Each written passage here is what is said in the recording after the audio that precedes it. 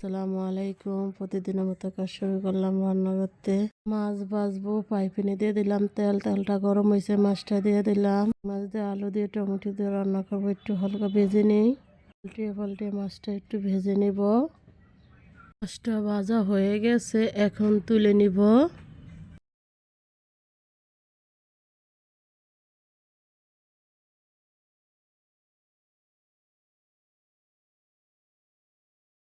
এটা রান্না করব, কড়াইতে দিয়ে দিলাম তেল, দিয়ে দিব পেঁয়াজ। পেঁয়াজটা একটু ভেজে নিব। পেঁয়াজটা ভাজা হয়ে গেছে, এখন পানি দিয়ে দিব। রসুন বাটা দিব, জিরা বাটা দিব, লবণ, হলুদের গুঁড়া, মরিচের গুঁড়া, কাঁচামরিচ দিয়ে মশলাটা ভালোভাবে কষিয়ে নিব।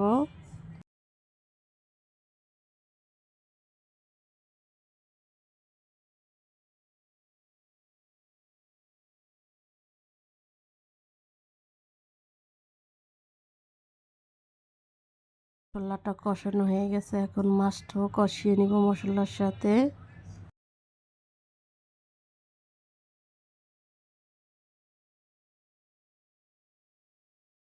মাছটা কষানো হয়ে গেছে, এখন তুলে নিলাম। আলুটা দিয়ে দিব, দিয়ে ভালোভাবে কষিয়ে নিব।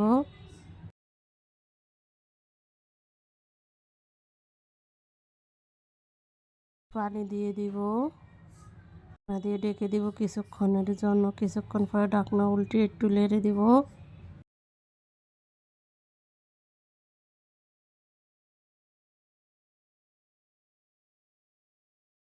আলুর তরকারিটা কষানো হয়ে গেছে, এখন টমেটো আর মাছ দিয়ে দিব। একটু কষিয়ে নিব।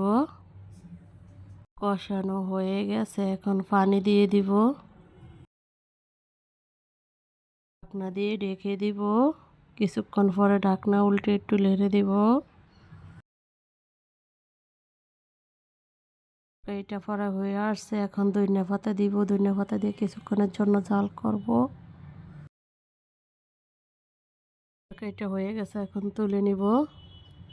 লাউ দিয়ে চিংড়ি মাছ দিয়ে রান্না করব। কড়াইতে দিলাম তেল, দিব পেঁয়াজ। পেঁয়াজটা একটু ভেজে নিব।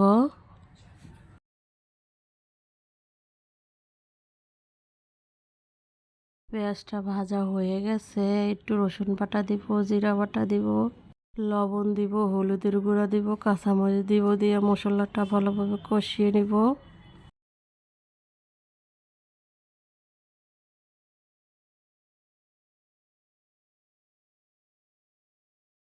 মশলাটা কষানো হয়ে গেছে, এখন চিংড়ি মাছ দিয়ে দিব। চিংড়ি মাছ দিয়ে আবার একটু কষিয়ে নিব।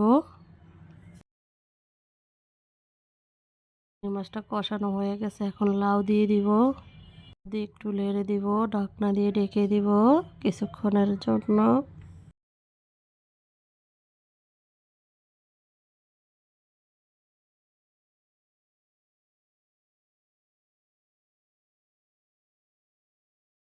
ঢাকনা উল্টে একটু নেড়ে দিব।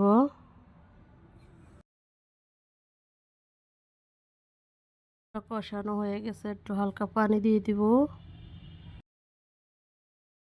ঢাকনা দিয়ে ঢেকে দিব। কিছুক্ষণ পরে ঢাকনা উল্টে একটু নেড়ে দিব।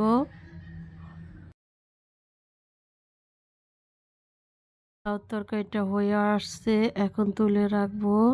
এবার দিব, কড়াইতে দিয়ে দিলাম তেল, দিয়ে দিব পেঁয়াজ। একটু ভেজে নিব।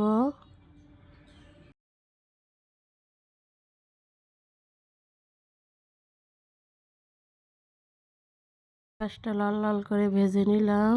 এখন বাগার দিয়ে দিব।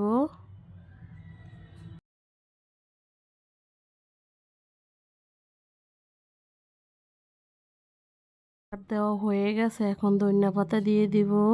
ধনিয়া পাতা দিয়ে একটু ঝাল করব।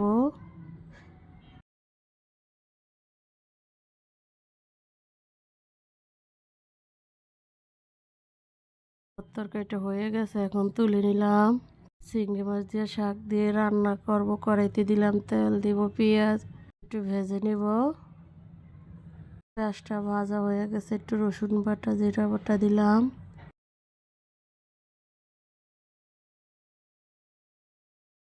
এখন একটু পানি দিয়ে দিব, লবণ দিব, হলুদের গুঁড়া দিব, মরিচের গুঁড়া দিব, কাঁচা মরিচ দিব, দিয়ে মশলাটা একটু কষিয়ে নিব।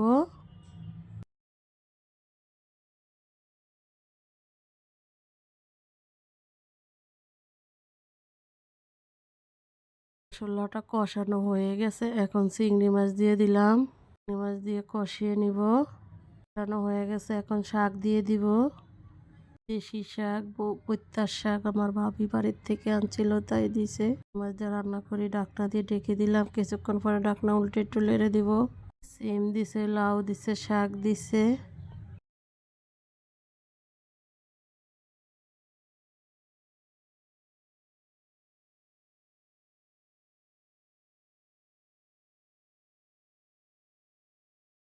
কষানো হয়ে গেছে, এখন পানি দিয়ে দিলাম একটু। একটু লেড়ে দিব। ঢাকনা দিব না, ঢাকনা দিলে কালারটা নষ্ট হয়ে যাবে। আগের তরকারিটা পরে হয়ে গেছে, এখন তুলে নিলাম। রান্নাটা এখানে শেষ। দুপুরের রান্নাটা। সন্ধ্যার সময় পিঠা বানানোর জন্য দুধ জল দিলাম। দুধের ভিতরে গরম মশলা দিলাম, মিঠাই দিলাম, একটু জাল করে নিব।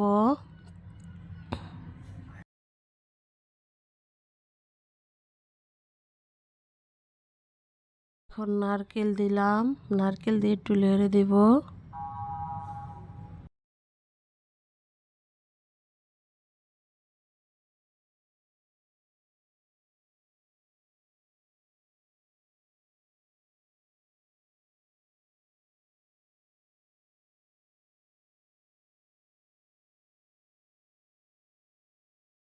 এখন পিঠাগুলা দিয়ে দিলাম, পিঠা দিয়ে একটু লেড়ে দিব।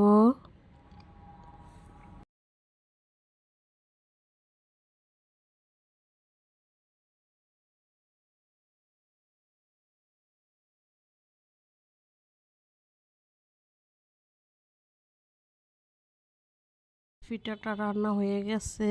পিঠাটা কোন এলাকায় কোন নামে চিনে কমেন্টস করে জানাবেন। আজকের মতো এখানে শেষ। কালকে একটা নতুন ব্লগ নিয়ে আসবো। আসসালামু আলাইকুম।